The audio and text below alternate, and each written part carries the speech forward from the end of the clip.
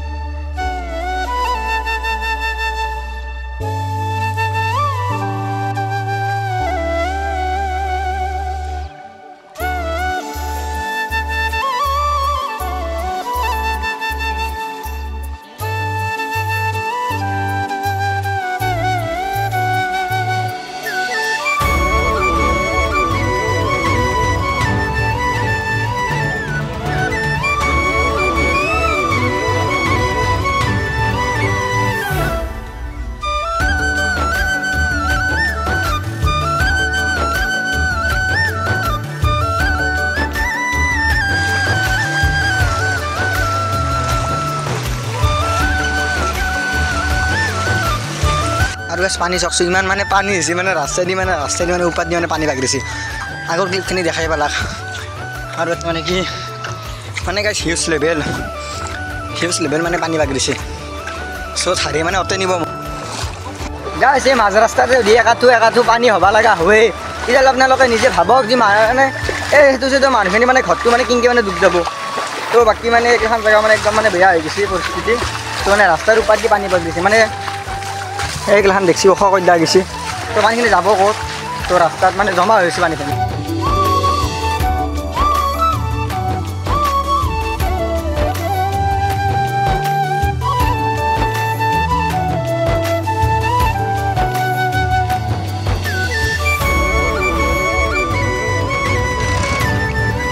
পানী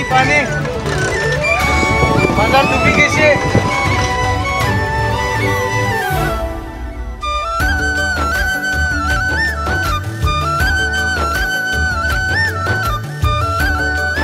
এই গাছ নদীৰ অৱস্থা দেখছি কি ঠালে হৈছে।